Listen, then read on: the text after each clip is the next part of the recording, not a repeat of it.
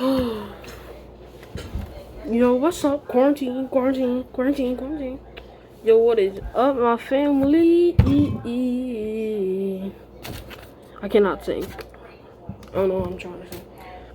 Anyway, we will be watching 3 scary videos, whatever. This is by I Am Our Scary Tales. Go check them out. I will not have a link in the description, but hey, watch the video. Let's go. This all started about a year ago. I, a 23-year-old female, live on the second floor of an apartment complex and have lived here my entire life. The building is mostly comprised of families with young children and married couples. A lot of the families have lived here as long as my family has, so everyone knows each other pretty well. There is only one apartment unit that isn't occupied by a family, but rather by a pair of brothers who keep to themselves. One day, one of their sons, around my age, appeared out of the blue. He was strange off the bat. He would always wear a sweatshirt with the hood up and would run through the apartment complex to get to his apartment. I'm not sure what his face looks like because he always had the hood over his face. He lived on the first floor, on the back side of the complex, and would often go into his place by jumping through the window. He basically did everything in his power to avoid any interaction. I didn't mind him because I never saw him due to my busy schedule. However, one day, he started sitting on the top of the staircase that leads to my apartment. This was strange because his apartment unit was on the other side of the complex and on the first floor. I brushed it off at first, but it started happening every day. When I would come home from school, he was there. When my boyfriend at the time would drop me off at night, typically at around 10:30 to 11, he would be there. Sometimes, when I would leave and come back hours later, he would still be in the exact same spot as if he didn't move through the 5+ hours I was gone. At this point, I told my parents and my boyfriend about it, and they became very vigilant. My boyfriend would park his car and walk me to my door every night he dropped me off. Once he saw my boyfriend, he stopped sitting on the staircase, and I thought it was over, but it wasn't. He started waiting for me at the bus stop. The bus I take home from school stops right across from the street from my home, so it's a short walk. Okay, sorry about that, Ed. I saw him waiting at the bus stop. Once he saw me get off, he followed me into the complex and sat on the staircase. He also started following me when I would walk my dog. At this point, my parents were upset. My dog started letting the neighbors know he was following me around. My neighbors started making sure he wasn't bothering me. If I was alone, they would start a conversation with me until I got into my door. One day, I got a friend request on Facebook from this guy. Nope. Mind you, he had never spoken a word to me, so how did he know my name, let alone find me on Facebook? My mom tried talking to his father, but they would never answer the door when my mom knocked on their door. So I'm thinking, it can't possibly get any worse, right? He seemed harmless, so I wasn't too worried. And I was wrong. One day when I returned from my boyfriend's house, my mom told me she had something to tell me, but she didn't want me to get spooked. She proceeded to tell me that when she was walking towards the kitchen to get a glass of water, she saw something in the tree move. Our kitchen has a huge window that takes up most of the wall. In front of the window, there's a huge tree. If someone were to climb the tree, you could see into our apartment. Well, guess what? When my mom took a closer look, she realized my neighbor was sitting in the tree, looking straight into the apartment. My mom called my dad over, and when my neighbors saw my dad, he jumped off the tree. At that moment, I felt my peace stolen from me. We filed a police report, but when the police went looking for him, he was gone. It turned out that there were snack wrappers and a blanket hidden in between the leaves of the tree. He was watching. The police think that wasn't the first time he was up in that J tree.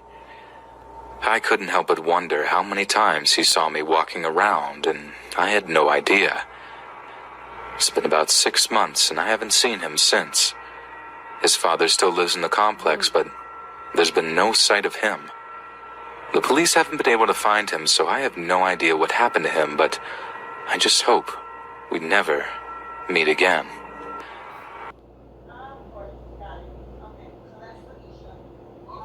When I was 22, I moved 1,000 miles away from my Midwest home to the beautiful foothills of Tennessee. I had a new job, new car, and a nice apartment, but didn't know a soul outside of work. If my phone rang, I expected to hear a faraway family member or my long-distance boyfriend who was still in college. This was a landline, no cell phones yet. Despite being very alone, I was managing well with the excitement of all the new things in my life.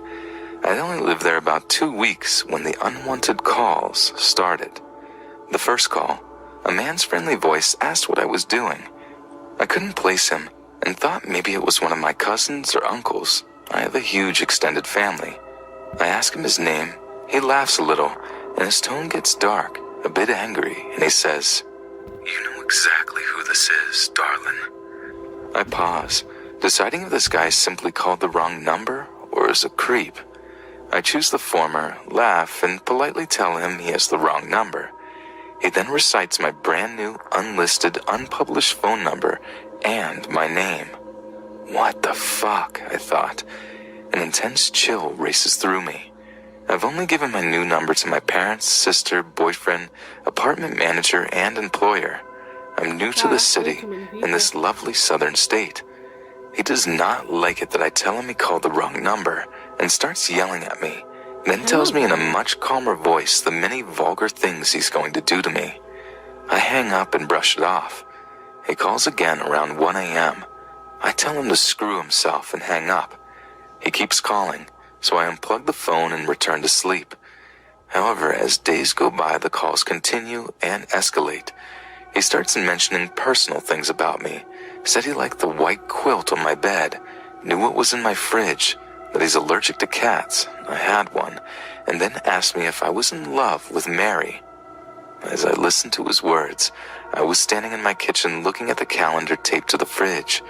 It had Mary written in pink on the 17th with a heart around it, because Mary is my sister and the 17th is her birthday. I started shaking and crying, because suddenly I realized this creep has been in my apartment. I was alone, with no friends or family to run to for the night. It was me versus a creepy mystery man. I didn't sleep much that. Well, you know what this calls for.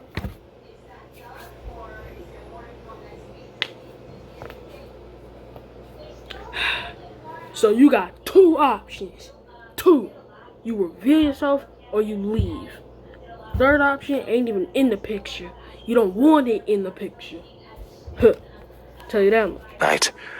Early the next morning, I talked to the apartment complex manager before heading to work, telling her what had happened and that I want the locks changed that day.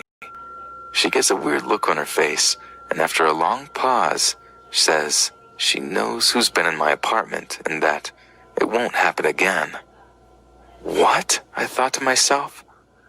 It turns out she had a creepy, rapey maintenance guy who noticed a young woman moving into an apartment alone and that I was his new pet. To myself, it turns out she had a creepy... Hold on, can we just stop for a moment?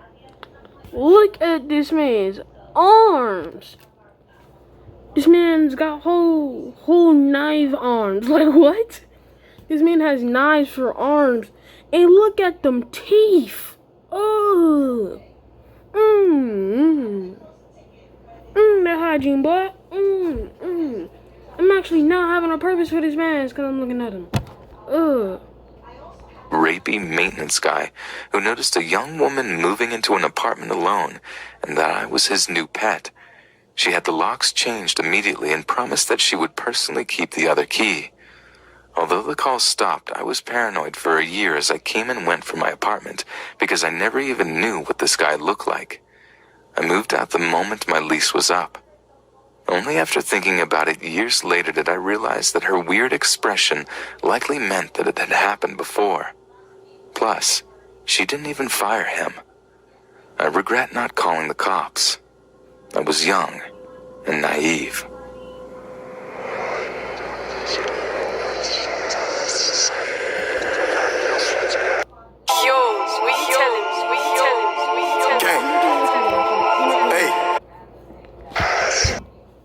Story 3. This happened to myself and a friend of mine. We're both 23-year-old males.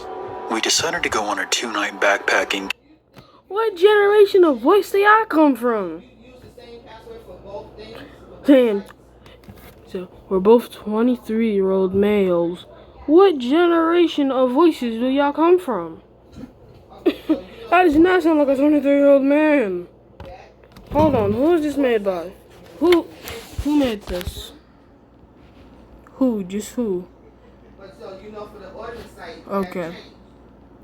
You know what? I can't even find out. But IMR stories. But IMR Scary Tales. You are the GOAT. Camping trip to the Adirondack Mountains of New York. We are both very comfortable with nature and spend a lot of time outside hunting, camping, and fishing. We hiked about 5 miles to get to a small lake so we could set up camp on the beach. We didn't really expect to run into anyone else. Our first night there, as we were sitting around the fire, we saw a flashlight moving on the other side of the lake around 10:30. This was fairly unusual. However, we did not think much of it. But as time went on, this flashlight kept moving around the lake, getting closer to our campsite. We kept discussing who could possibly be wandering around the woods in the middle of the night. We did not want to deal with any unwelcomed guests.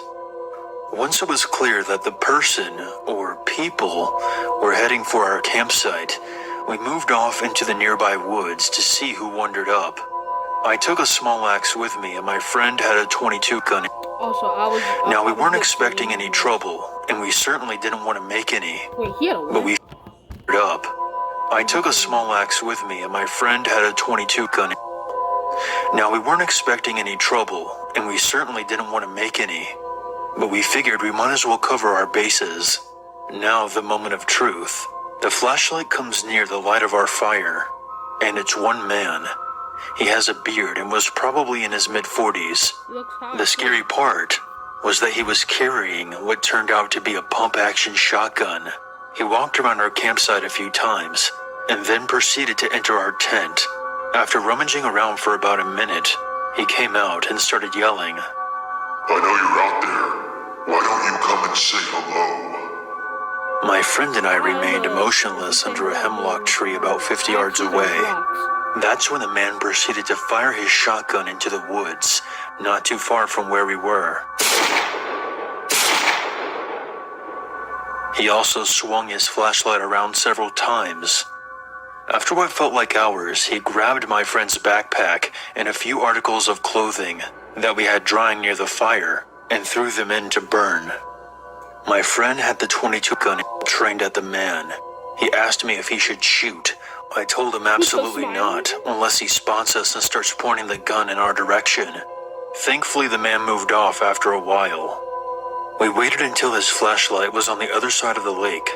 Then we ran out and grabbed everything we could fit in my pack and took off. It was now 2 or 3 a.m.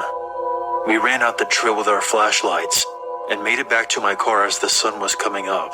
We immediately went to the police department and reported it, where we also spoke with some forest rangers. And that was it. Did y'all see? Did y'all see that police officer? Why he looked like he was? This man, that cop looked like he was watching Sesame Street for like his entire life. What? No. I still haven't heard any